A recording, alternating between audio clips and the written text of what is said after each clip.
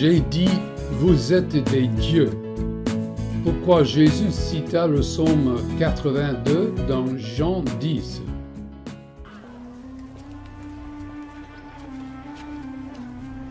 It was winter, and the festival of the dedication of the temple was being celebrated in Jerusalem.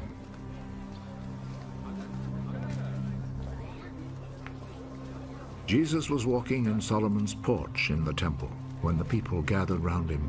How long are you going to keep us in suspense? Tell us the plain truth. Are you the Messiah? I have already told you, but you would not believe me. The deeds I do by my Father's authority speak on my behalf. But you will not believe, for you are not my sheep. My sheep listen to my voice. I know them and they follow me. I give them eternal life and they shall never die. No one can snatch them away from me. What my Father has given me is greater than everything, and no one can snatch them away from the Father's care. The Father and I are one. And the people again picked up stones to throw at him.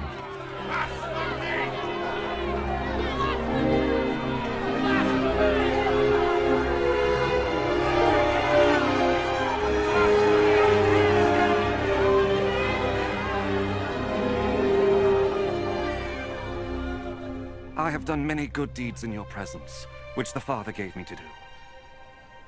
For which one of these do you want to stone me? We do not want to stone you because of any good deeds, but because of your blasphemy. You're only a man, but you're trying to make yourself God.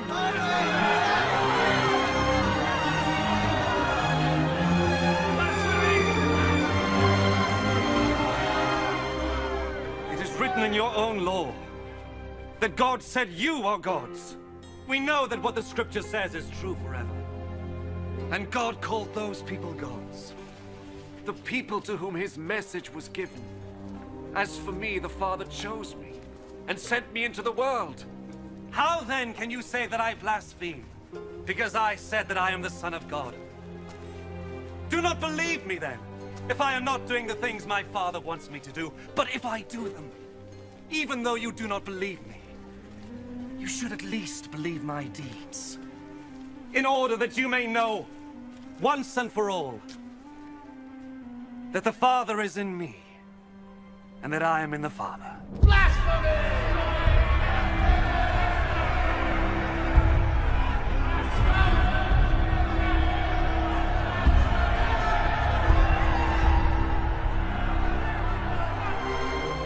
Once more they tried to seize Jesus, but he slipped out of their hands.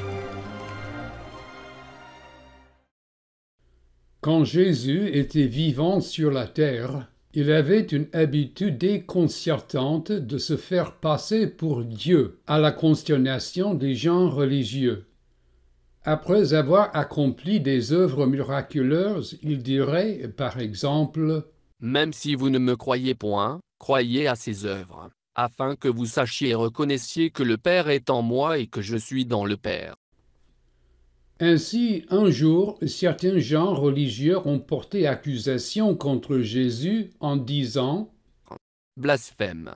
Toi, qui es un homme, tu te fais Dieu. » Jésus leur a répondu « N'est-il pas écrit dans votre loi, j'ai dit, vous êtes des dieux ?» Dans le psaume 82, verset 6, Dieu s'adressait à certains individus lesquels il appelle Dieu, Fils du Très-Haut. Alors, qui sont ces individus? Dieu se tient dans l'assemblée de Dieu, il juge au milieu des dieux. Jusqu'à quand jugerez-vous avec iniquité? J'avais dit, vous êtes des dieux, vous êtes tous des fils du Très-Haut. Cependant vous mourrez comme des hommes, vous tomberez comme un prince quelconque. Si ces individus sont des hommes, alors Dieu les appelait des dieux pour une raison inconnue. Et Jésus admet qu'il n'était rien d'autre qu'un homme qui s'appelle lui-même un dieu, comme tous les autres hommes. Nulle part ailleurs dans l'Écriture, Dieu n'appelle les hommes dieux, ni les dieux hommes. Cependant, l'Écriture reconnaît que Dieu a nommé des êtres spirituels invisibles à un conseil divin pour qu'ils servent de Dieu pendant un certain temps sur les nations païennes.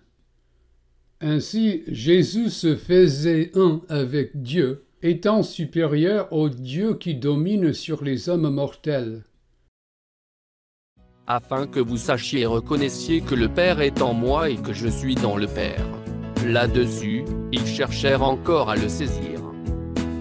Ceux qui mettent leur foi en Jésus-Christ régneront un jour avec lui sur les nations. Ressuscité d'entre les morts, Jésus a dit « À celui qui vaincra, et qui gardera jusqu'à la fin mes œuvres, je donnerai autorité sur les nations. Il les pètera avec une verge de fer.